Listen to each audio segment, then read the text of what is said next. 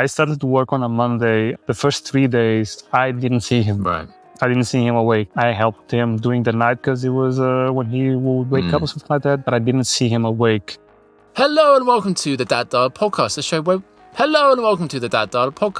we talk about the successes and the stresses of becoming a dad and being a dad. My name is Laurence. Thank you so much for being with us today. Quick reminder, you can go over to daddialogue.co.uk if you'd like to sign up to be a guest on a future episode.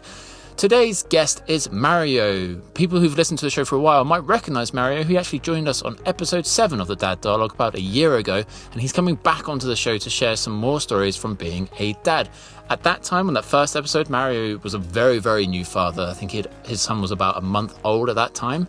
So about a year later, we're revisiting, talking to Mario to unpack some of the things that he's learned in his first year of being a parent. And during that time, Mario was actually made redundant from his job. So we talk a little bit about what that looked like, the stresses that brought, and finding a new job and balancing all of those things at home. We also talk about how he and his wife are really into camping and how they wanted to make that work with a young son, taking a young son camping, and maybe some tips and tricks if you're interested to do it yourself.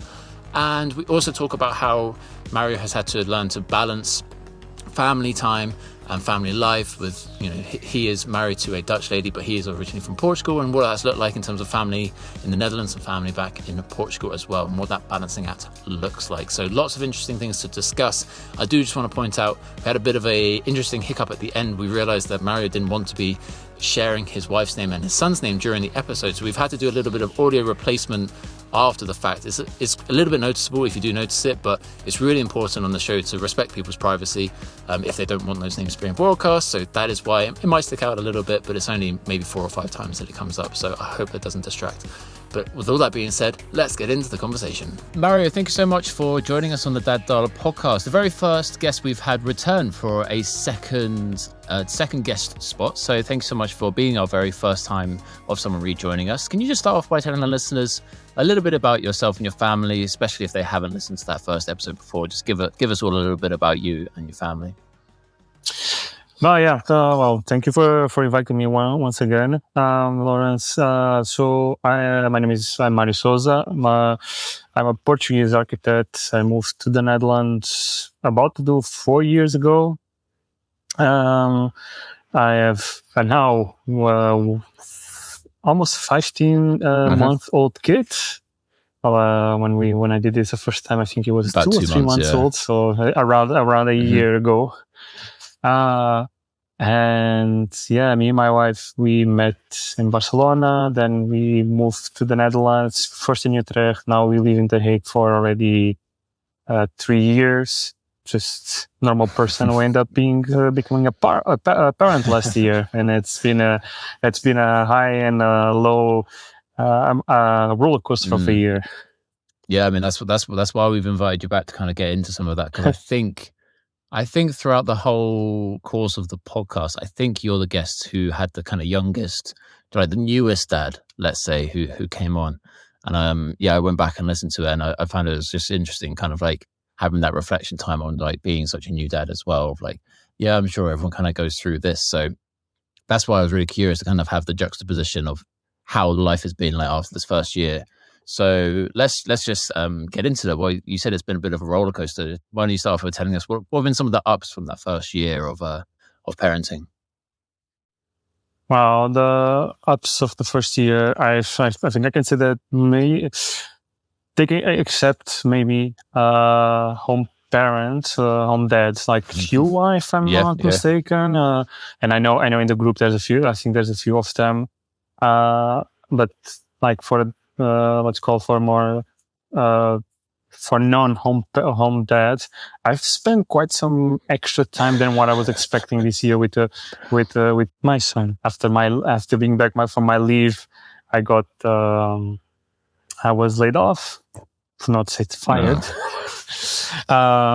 Then I spent more time at home than what I was expecting initially. Also for a while, I was having 2 papadavs with him per week instead of only 1. That's what I do right now. So I think that the extra time that I had with him sometimes was a bit tough, but it was a nice high also. All the funny moments that we were be able to to record and to get. There was also very nice highs. Like, I know you have been having a lot of experienced dads in the podcast, like with 3, 2, 3, 4 children. I think there was someone with 4 children. For me, it's my first. So everything that he finds funny, I find it funny too. But there's one video of my wife just scraping up the tape. And she was laughing out loud just about that. So those kind of things are quite cute. I mean, what I'd say about that is that it doesn't necessarily change.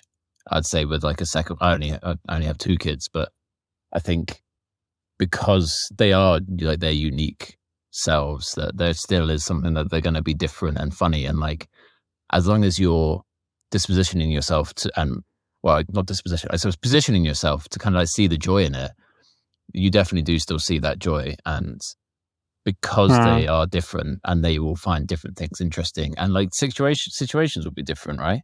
So the circumstance will be different. So like I think parents can only really let themselves get jaded if they let themselves get jaded and they don't find that joy in it. I just want to pick up on papadag. You said papadag, and I know what that is. Maybe some of our Dutch listeners or people based in the Netherlands might understand, but can you just tell us a little bit about what that is? Yeah, so papadag is a concept here in the Netherlands that it's basically if you work somewhere, like not at home, and your kid also goes to daycare, it's the day that the father stays at home with the kid.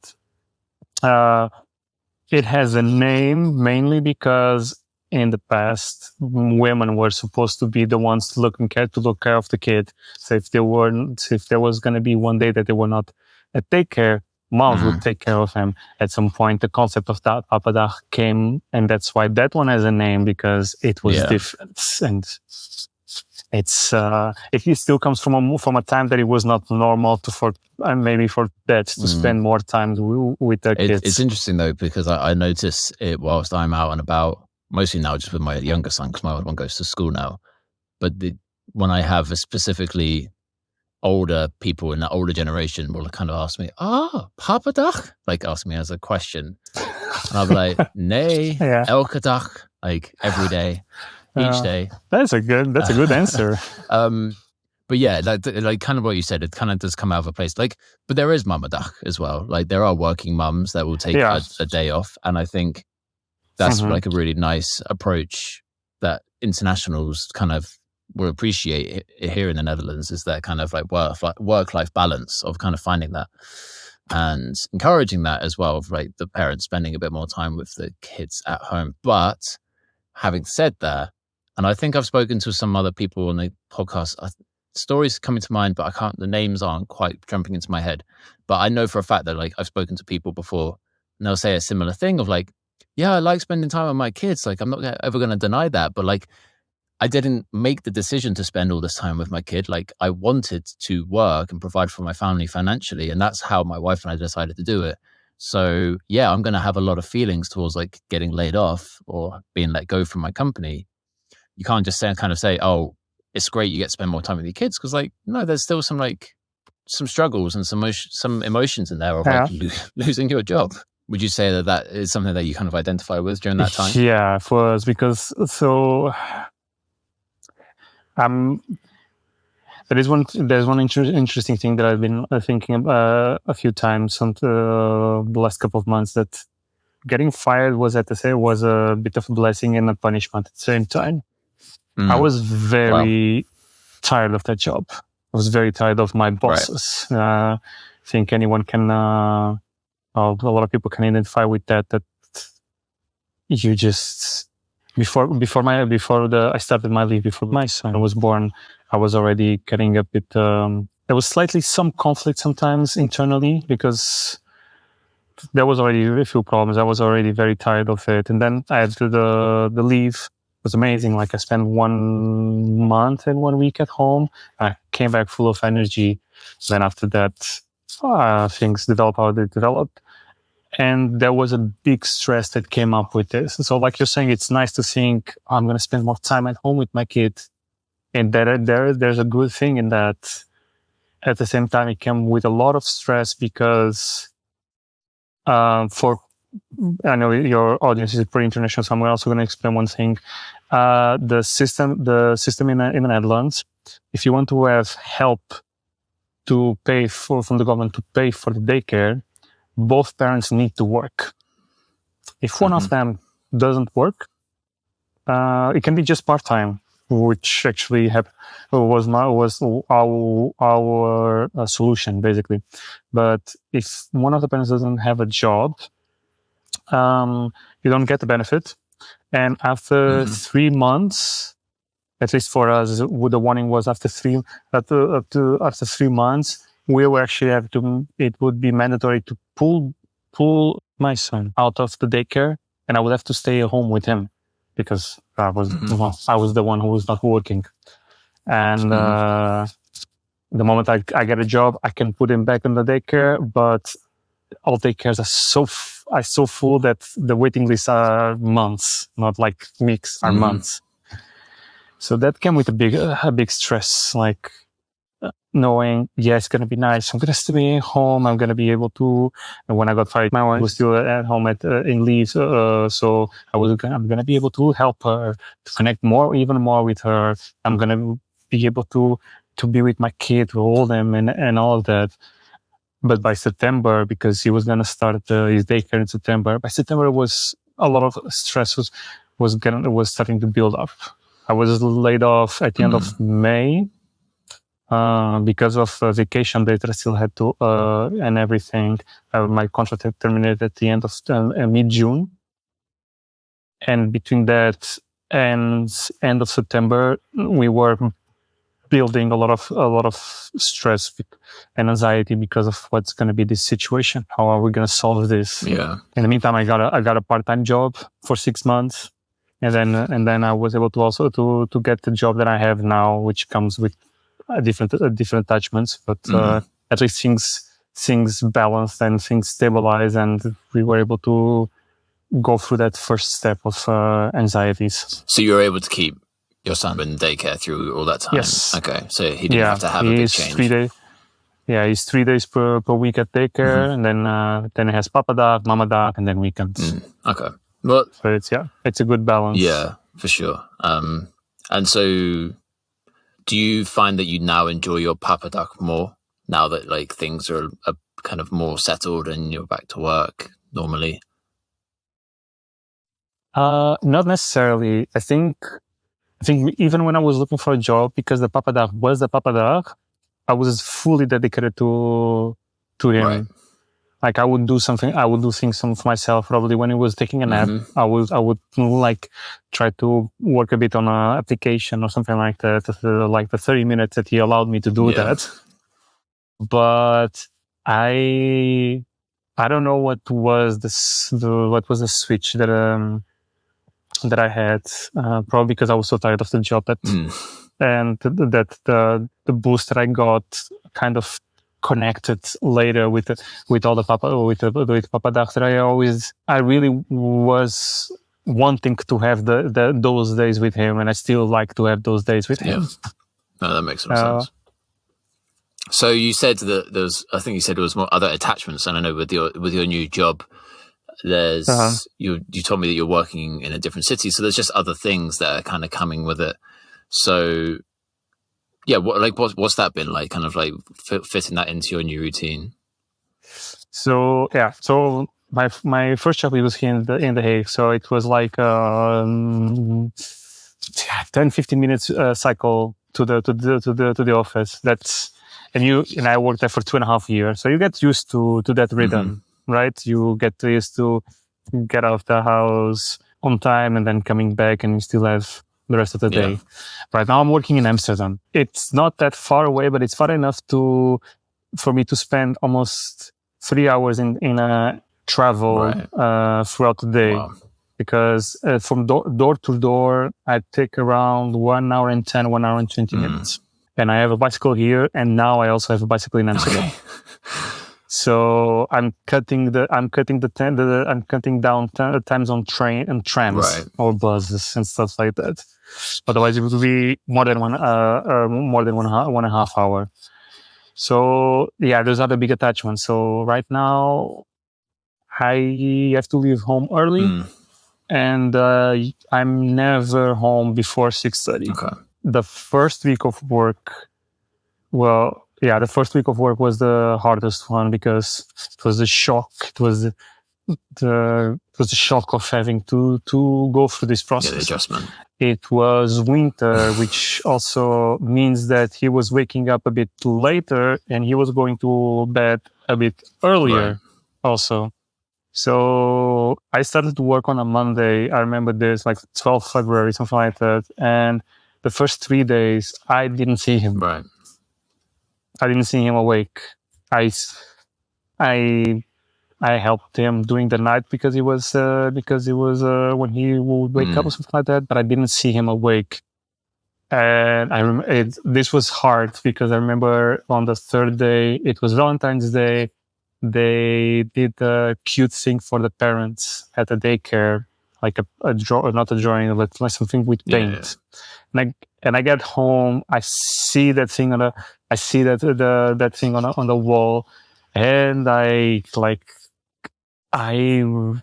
have not a realization, but like I had the moment I thought about, like, I haven't seen him in 3 days. Wow. I miss him. Yeah.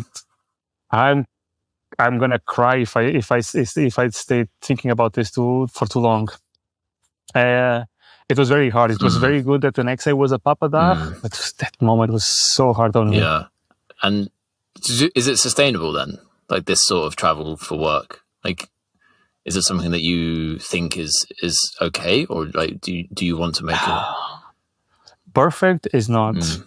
If I was not enjoying the job, and it was also not the challenge that it is, because it is also quite a kind of a challenge right now. A good challenge, like in a challenge myself. I would be considering more and more to maybe this is not worth it. Yeah. Helps a lot now that there's a lot of days that my son end up waking up a bit earlier. So like I wake up at 6:30 in the morning, and sometimes you wake up at 7. If he wakes up at 7, I can still have my breakfast and then help my wife a bit with his breakfast, which is great. And then if he goes to bed around, I don't know, 6:45 or 7:30, it's almost sure I can still be a bit with him before he goes to bed. The summertime makes it a bit more manageable. We have like the opposite thing with our kids, because they've burned themselves out during summer. So they're just like, they're going to bed earlier because they've just run out of energy because they've been running around going crazy all day. But that's, you've got that to look forward to when he gets a bit older. I wanted to chat a little bit about, you were telling me that something that I think not many parents would do with the kind of younger kids, but I understand that it's not just one time, you've done it a couple of times, right? Taking him camping. Yeah, so we went camping twice already with him. So a couple of weeks ago, we came back from the south of France. So that's I'm gonna start with the last year, because last year is a bit shorter. It was the tryout. Right. So last year we went to a camping close to Drenthe, so on the east side of the Netherlands, almost at Germany, and he was 4 months old. Wow. We had so much crap on the car that we knew already in advance that this we can't bring a tent. We're gonna have to. We are campers and we have material, but this time we decided, okay, we're not gonna bring material. We're gonna rent a tent there, a big tent. We're gonna rent the kitchen material, everything. We're just gonna bring our stuff, and we enjoyed the time. It was good. He enjoyed it a lot. He was not even rolling at the time. We thought he was gonna roll during the vacation because he was trying so hard, but he didn't. He just kept standing on his shoulder. He kept laying down on his shoulder, but he couldn't finish it. He had a lot of fun. There was a challenging moment. I remember one day, so in general, the weather was a normal weather in the Netherlands, but there was one day that was really hot. It was so hot that he freaked out, I guess, because we couldn't during the day we couldn't put him in the tent to go for a nap because the tent was warm. But he fell asleep on the stroller at some point, and then also in my arms. And I think I was walking for 1 hour in the camping with him in my arms. But the worst was that after that, when he woke up, he was crying. He was super stressful, and he didn't want to eat because of all that stress. So that was a bit of a difficult moment. I think it was the difficult moment. The rest was just like because it cooled down a lot at night. He would his sleep was a bit more sensitive, but the experience in general was great because the camping was great. It was a camping with a lot of kids and a lot of newborns also. Wow. Like there was a lot of families in there. The camping was known. I think the camping was known for that. There was a lot of life. There was a lot of people playing. There was a lot of parents sharing the same experiences almost. He had a lot of fun. We had fun. Everything was nice. The camping now this year, we went 2 weeks at the south of France to a camping close to the Dordogne area. And this one was quite different. So this time we bought a tent to use for the three of us because we only had a small tent, so we had to now get a big thing. We drove. We did a trip in 2 days because it was impossible to come here directly there we're basically with a kid that needs to stop and needs to do this and that. But the camping itself was amazing because he was starting to walk. So he got a big jump in development during the time there because he wanted to explore the trees, the plants and everything. So he started to push himself a lot to walk. Interesting. And that was great. So yeah, the people say usually at some point, people say that when you when you come back from vacations, your kids always take jumps in development. I don't think I ever noticed that in Bruno except this vacation. Okay. But besides that, so that was great to see him exploring nature, and he was super interested in the trees and everything like that. The camping with the kids has its challenge when they are this young. Yeah. But there's things that are cute at the same time. So the challenges are, he was having difficulties to be constrained. As in, we got 3 days of rain. And one of those days was actually raining in the morning when we were trying to make breakfast. And he wanted to get out of the tent. He wanted to leave, but we couldn't because it was raining. And we had to sit, each one of us, in one of the doors from the tent, because he realized at some point that he could just, even if the door was closed, he could just went from underneath like a cat. Wow. And get out. Wow. So he became very upset that morning. He wanted to explore, and if he couldn't, he would be upset.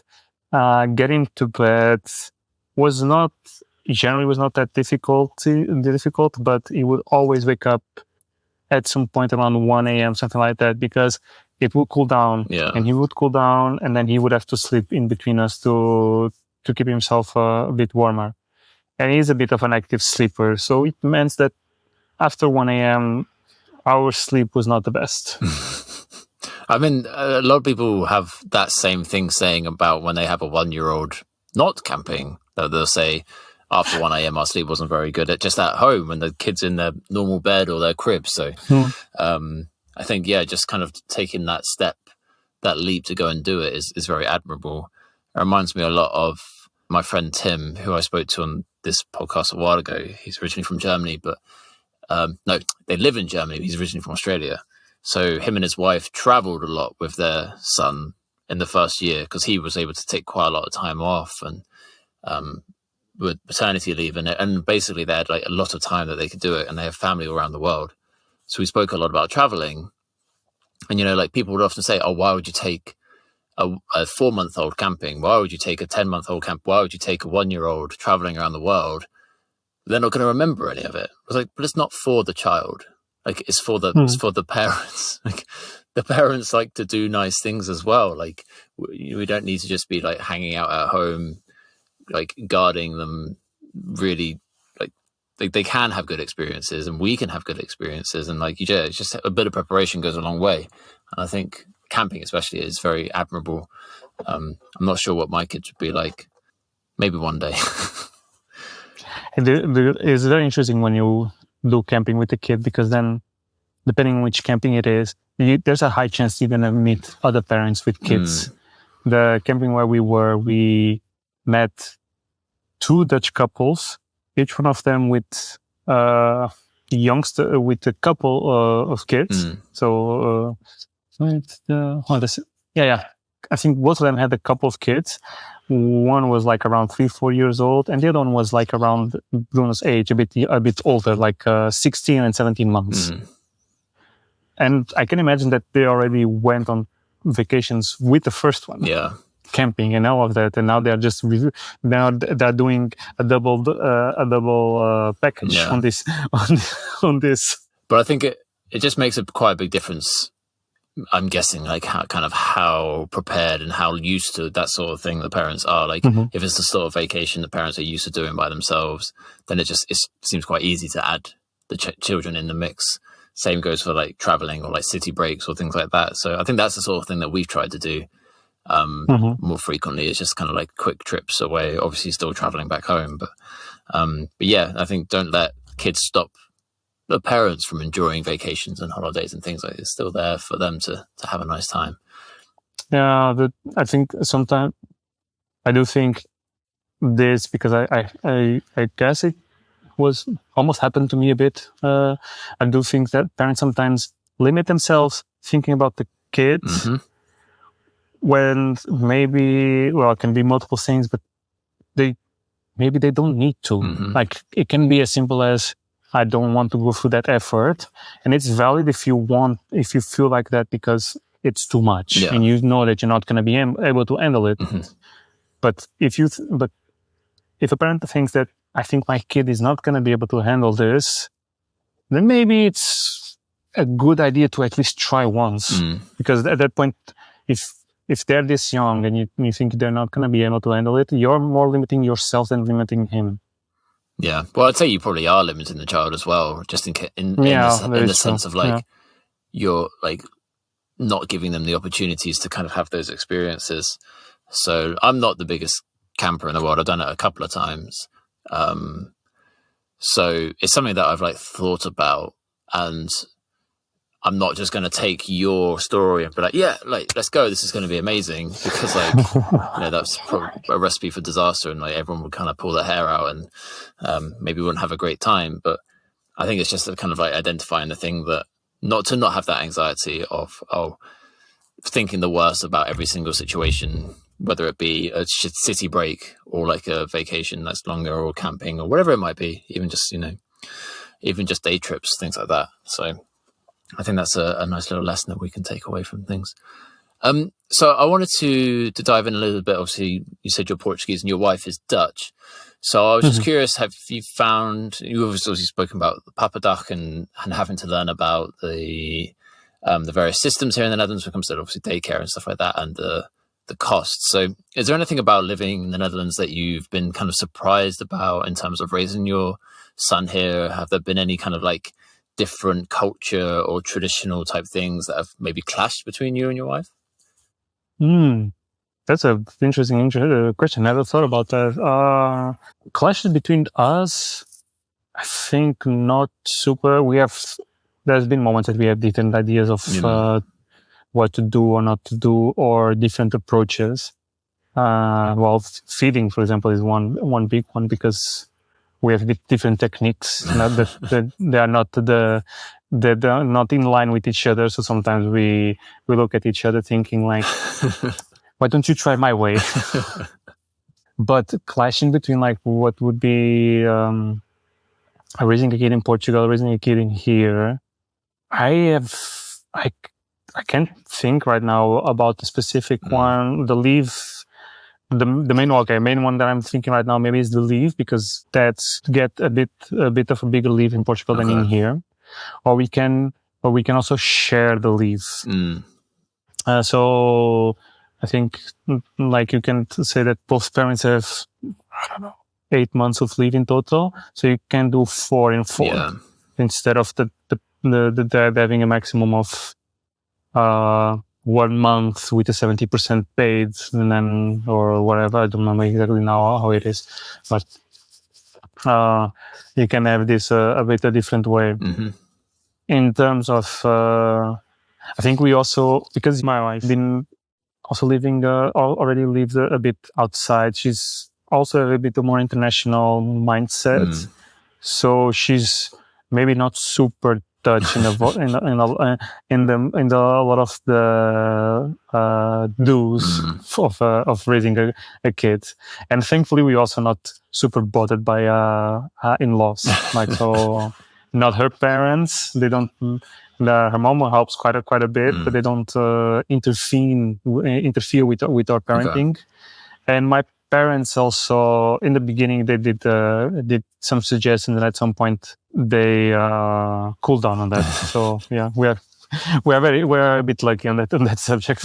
Well, that was going to be my next kind of question, was actually with the family possibly being nearby. I know like your wife's family isn't in necessarily the same area, but how did you find kind of like trying to balance that in terms of involving your son in his kind of like his extended family of grandparents and cousins and things? Like, do you make trips back to Portugal often? Are you able to see Dutch family frequently?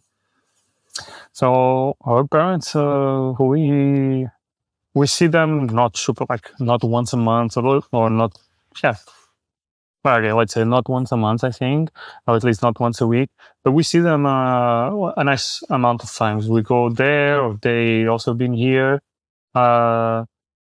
Her mother comes here sometimes on Fridays on Mama da also to help you if she's a bit overwhelmed with something, or if she happens to be close by and she just stops around here. My son now has a cousin for not even a month ago, not even 2 months ago. I can't remember right now, but he has a very young cousin. He's starting to also get a bit more extended family. But trips to Portugal, those are a bit harder to do. We went to Portugal in the summer last year. My parents came here for Christmas last year. My sister already came, since he was born, already came here 3 times. Okay, wow. So physical connection with them, this has been the what he was able to have. And then I don't do probably as often as my parents would like to, but I do try to do some video calls sometimes for him to see their faces and memorize them, because it's important it's important is that he recognizes the faces, so when they are together he doesn't think he's a stranger. But yeah, it's a bit more difficult to do the connection or the physical connection, but we do try to do something. Yeah, when we can. What would you say about kind of traveling to Portugal? Do you find difficult? Because you said that's like a little bit more difficult. What do you think is difficult about the planning? It's not so much as him as a kid, is more the planning, like taking vacation. Because if you're gonna pay 800 euros to fly, you will want to fly for more than 3 days, or for more than, or not just for the weekend. You want to do a bit like 5 days, something like that. So that involves taking vacations. For that is the money involving. And then let's also be honest a bit. You're getting out of your zone. You're getting out of your control, of your area of control. So that's maybe the one of the things you were going back to the other question. One of the things that you asked me, the difference between raising Portugal, raising here. Maybe Portuguese people tend to want to share their newborn a bit more, like especially the grandparents. I had a bit of a problem with my mom last year in the summer because she started to invite people to come home to meet my son without actually running it through me. Right. And that was not a nice moment to have. Yeah. But yeah, it's mainly the planning, because the flight last year, it went really well. He slept a bit. He was entertained with the window. It was fine. I don't know how it's going to be the next one because he's going to be older now. But I'm hoping it's going to be fine also. I think for anyone that does think about it, it's just often how like there's preparation obviously goes into it from a parent's point of view. Obviously, a lot of parents over prepare, but I think it's more than anything, it's the kind of the persona that you kind of put off, and like the calmness, and kids tend to reflect that a little bit more. And like, you know, if the parents are both being agitated about delays or concerns, or, you know, worried about moving things around, getting things out of the bags, and like constantly moving, like that's kind of rubs off on the kids. From what I've experienced, you know, having been that parent in that situation of like, oh, have I prepared enough? Oh, this is delayed. Oh, we've got to walk all this way. And, or like you get to the gate and it's like one of those bus gates, and you're like, oh, I just want to get straight on the plane. Why do we have to go on a bus and go from the bus to the plane? It's like really far away. And like, and you know, it's kind of how you process a lot of those things that I've realized in myself more than anything. Like, if I can handle these things a little bit better, I think my kids will be able to handle their challenges a little bit better as well. So I think it's a lot more straightforward than I think maybe we sometimes make it, because it's I think more is in control than we might think. But I did just want to bring it back. It was interesting about grandparents, because I was kind of thinking whether to ask you if you found that your parents were ever like jealous, and the fact that you said that your mum was trying to get people back to meet him would maybe suggest to me that might be in there a little bit, if she's like got quite a big attachment, and you're saying that Portuguese people want to share kids a lot. Have you ever found that like, oh, your wife's parents get to spend a bit more time with him because they're in the same area? Has that ever kind of come up? Directly, no. I also don't feel I ever felt they were jealous. Like per se, I never felt like, at least I never felt any negative comment or something like that from it. But I do know that they would love to spend more time with him, and they are gonna be the kind of grandparents. They're gonna I'm missing a word here, but they're gonna spoil their grandchild a lot, because almost to compensate for the times that they can't be with him. Yeah. I know it's difficult for them, because after all, like my sister told me one time, they are 4,000 kilometers away grandparents. So it's that's a big barrier for them that that they need to go through, which, giving them a lot of credit, they came here last year for Christmas when I was so concerned, because my mom has a bit of health issues. I was so concerned about my mom doing flights and how all the tiredness would be. And they were super energetic with him. Wow. My dad was a bit more down because he was going through post surgery, but they were super energetic. They were enjoying the time. And then there was never a moment that I felt like this was a bad idea. Like, they really loved those days in here with him. That's awesome. No, that's really nice to hear. Yeah.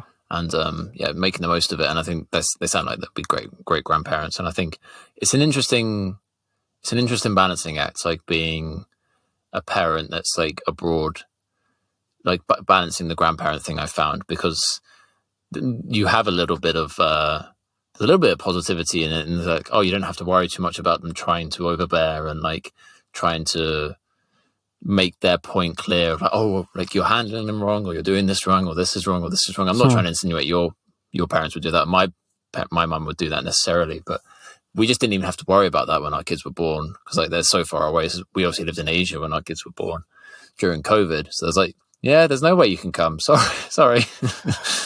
we'll just have to deal with it by ourselves. Yeah, we'll video call you whenever you can. Yeah, you can look at trying to get here, but you won't be allowed in. So, but like once you kind of like, I think kind of what you're getting at here is just like you understand the situation. It sounds like your parents, so they just understand the situation, but they'll make the most out of the time that it is possible, and they really kind of like enjoy that and kind of give it their all. And I think that's a really nice thing to see. And like, it is really nice when you see that same thing of like, you kind of like let your shoulders kind of like drop and you kind of let your guard down a little bit. It's like, oh wow, like, yeah, like they're my parent. Like I know they can do parenting. So yeah, of course they can be a great grandparent as well. So kind of talking on family, when we chatted first, you had spoken a little bit about a support network, and maybe your support network was made up of more friends because of your family obviously living in Portugal far away. Is that still the case? Do you still find that you have a lot of friends in a kind of support network that kind of have kids or help out in that sense? Yeah, my support network is still mainly friends. We don't have any other. Let's put it like this: the friends that I had at the time, no one has had any kids yet, Right. besides my brother. But I do have friends, and they do like to meet my son when they can. And in that aspect, I'm the one who now needs to do more of an effort to get back to real life, to the life. Like, yes, I have a son and I love him, but both of us already know that we can't close ourselves much longer, because not that people will gonna ditch us, but we are starting to run the situation that we are missing more and more opportunities to do something for ourselves. But yeah, mainly my network right now is a bit more or less the same, except that there was one dad that I actually made a really good connection with at some point. We met because we had the same papa dog. We met one day in the library. His kid is a couple of months older than my son, and it was great because a lot of papa dogs. Then we started to make a habit of meeting and getting them to play with themselves, even though they were not playing with each other at all. Parallel because play. Kids don't do that. Yeah, they would switch toys. Yeah. That would happen all the time. But yeah, that was cute. But the sport network is more or less the same as it was last year still. I think you've touched on something really interesting though about like taking opportunities for friendship with people, in that it is, I think every dad listening has probably gone through similar stories of, yes, obviously people that have kids of a similar age, you may well kind of like connect more. Yeah, like that might happen. You probably make new friends of kids that are a similar age, at a library or a daycare or a school or whatever. That's obviously possibly going to happen. But I do find it really interesting when you think about someone who has a kid versus people that don't yet have children, and kind of what that friendship looks like. And obviously for us, having moved internationally a few times, can't really look at it because like we haven't really been in a place where we've had to go through that having had kids, apart from I guess when we did live in Hong Kong. But the point I'm trying to make is that like you realize who your kind of real friends are, because the people who are really close, that have a connection with you, they care about you. They don't necessarily care about the things that you do. So yes, like if there are people that you used to hang out with and you'd go and, I don't know, go out drinking at nighttime, hey, I'm a dad now, I don't want to do that anymore, then maybe that person is going to change because they're interested in you, or maybe it's you can't go and do the day-long hikes or day-long bike rides that you might do with someone, and you start to identify these people. Does this make sense? No, it makes a lot of sense, because one time we spoke with a couple of friends of ours that also have a couple of kids. We were having that conversation how they saw that difference happening. Basically, the friends that stayed and the friends that kind of fade off. Yeah. A person who is really interested in your friendship, maybe you will be out for quite some time, but they will always try to keep in touch, or at least like ask around how are things, and hey, you like they will get a lot of no's, but they will still check on you. Yeah. If you don't, if you got a bit absorbed. Yeah, exactly. And they'll try and adjust their expectations of what the friendship will look like. And yeah, like, I think it's really nice when like dads like, because obviously I'm a stay-at-home dad, so I try and like meet guys for coffee and stuff. I'm like, yeah, wait, we can go to this place. It's got a little play area, so I'll still have my son there. But they do nice coffee, so let's go hang out at this place. Like, you can come along and we can chat. And you know, if people say no to that, then I'm like, okay, well, and then I can't do it. Like, that this is how we can do it. Like, and I'm very blessed. I can't go to Starbucks with my kids. Exactly. Yeah, I'm not going to a busy place or like, you know, some hole in the wall place, or like I don't care how good the coffee is somewhere if they don't have like proper seating or whatever, you know. So yeah, like it's a very interesting dynamic of like, and it's very apparent. And I guess just like opening yourself up to that possibility of seeing that in people is a really important part, I think, of being a parent. Of like, you know, maybe some people are willing to change their expectations and kind of get on board with a different sort of friendship now. With all that being said, I don't know if you... So I actually, when I listened back to our episode, I realized that I clearly hadn't designed my final question that I sign off every episode with. So you didn't actually get this question, which is interesting. You had a very similar question, but it was a bit different. I think it must have been a few episodes after this that it kind of like got cemented into the structure of the show. But I finish every interview with the same question of, if you think back to maybe a few weeks before becoming a dad for the first time, what advice would you give to Mario back then? There's two advices. I do think that I had this question at the time, because I do think one of the answers that I'm having in my head right now, it was the same as that time. So which was trust your gut. I think like this is, I don't know, being a parent, you can be prepared for a lot of things. You can be prepared for 99% of the situations, and that 1% will keep hitting you all the time, because in fact you are not ready for the 99%. There's so many things that can happen the unexpectedly, that there's a big chunk of gut on what you need to do as a parent to solve some situations. So I think I already at the time I did the gut. So I'm also going to say that always remember that even the lowest moments that you're going to have, that you're going to have as on this ride, they will get better. And there's going to be a different moment that is going to be so much more positive out of this, that you're going to end up forgetting that one thing that made you feel miserable one specific day. Yeah, that's very true. And if you're curious, the question I actually asked you last year at the end of the episode was, what advice would you give to a new dad? So I guess it's very similar, but now it's maybe a little bit different, because you can kind of reflect on your longer time and think back more specifically. But no, I appreciate that. And I think, I agree that like, it's kind of coming back to what we said at the start, especially when with the camping thing, of like looking for the positivities and the joy in situations. And even with the extra time, I think that's kind of been a theme running through us.